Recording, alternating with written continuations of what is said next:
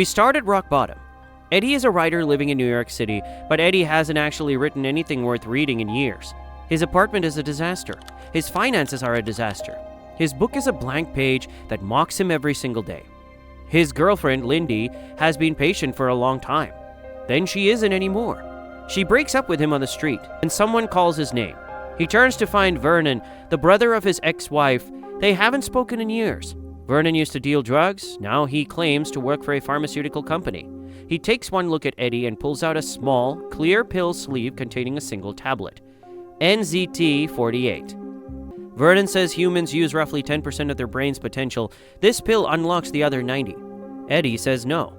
Then he goes home, stares at his empty apartment, stares at his blank page, and takes the pill. Within minutes, the world sharpens into something he's never experienced before. His mind accelerates. Every piece of information he's ever encountered comes flooding back, perfectly organized, perfectly clear. He runs into his landlady on the stairs. She's furious about the rent.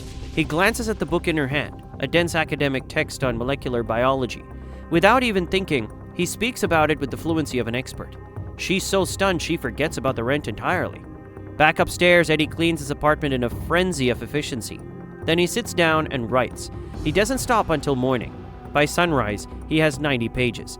90 brilliant, coherent, extraordinary pages of the book that has been torturing him for years. His publisher's assistant calls later that day and tells him it's unlike anything he has ever produced. For the first time in years, Eddie Mora has done something right. But NZT wears off. The fog rolls back in, and Eddie needs more. He goes to Vernon's apartment to make a deal.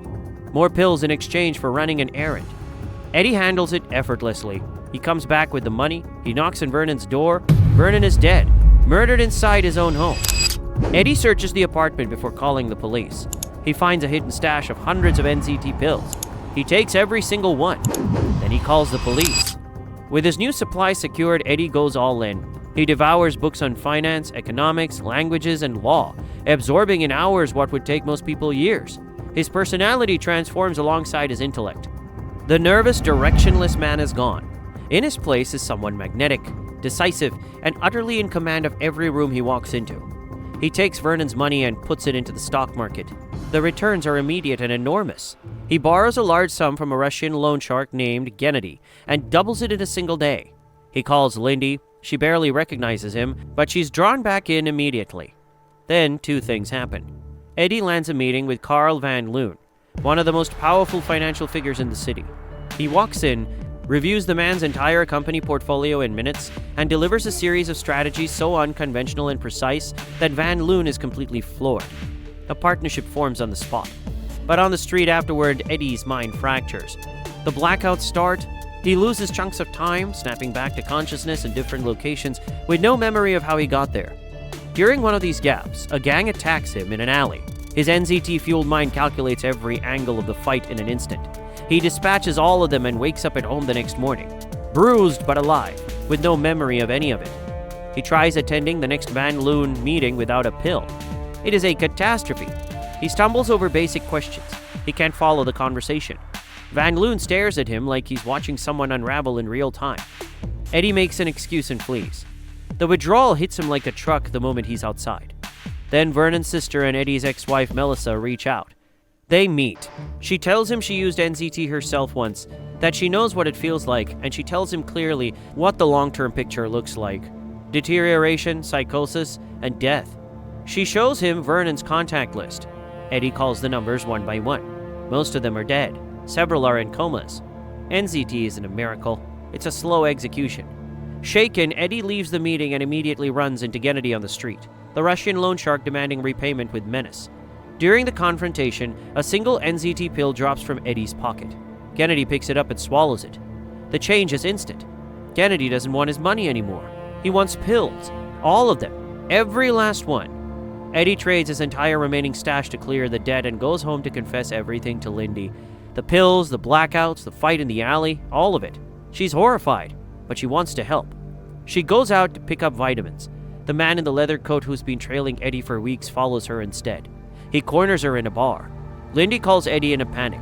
He tells her to take one of the NZT pills she's carrying. She does. Her mind snaps into focus. She reads the entire situation in seconds. The exits, the angles, the timing, and walks straight out from under the threat.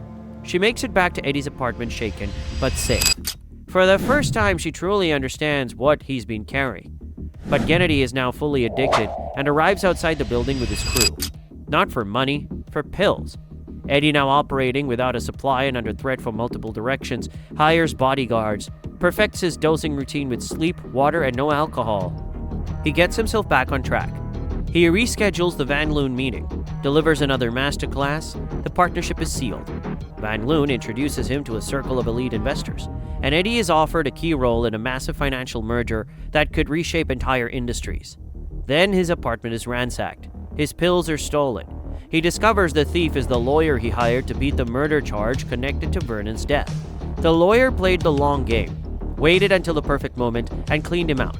And without pills, Hank Atwood, a billionaire investor and secret NZD user whose supply was cut off when Eddie's stash was stolen, falls into a coma.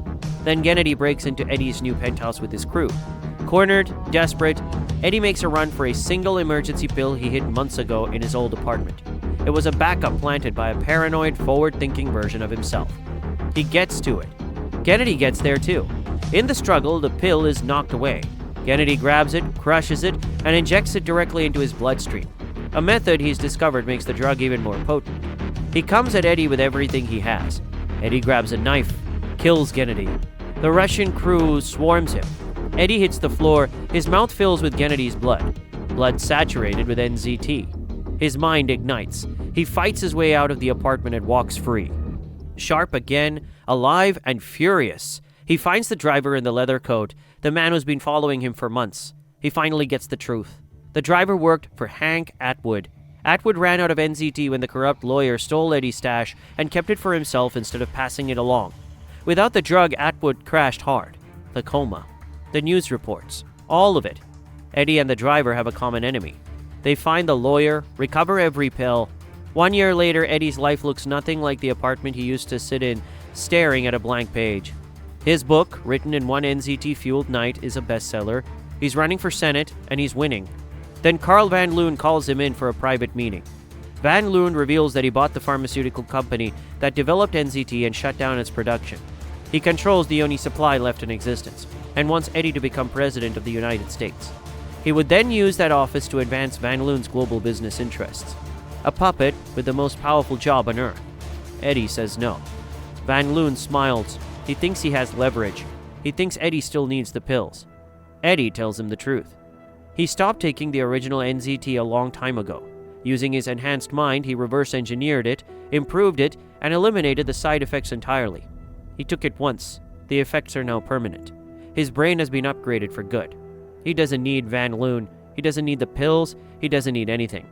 To prove it, he calmly predicts a car accident about to happen on the street behind them. 2 cars collide exactly as he described. Then he places his hand on Van Loon's chest and accurately diagnosed a serious heart condition, a condition that the man didn't even know existed. Van Loon leaves. He knows he's already lost. Eddie meets Lindy for lunch. He orders in fluent Mandarin without glancing at the menu. She watches him across the table, the man she walked away from, now something she can barely comprehend, but loves him anyway. Because after everything, Eddie Mora didn't just survive becoming limitless. He figured out how to stay the same. If you enjoyed this recap of Limitless, make sure you subscribe, turn on notifications, and drop a like to support the channel. Let me know in the comments, would you take the pill? We'll see you in the next one.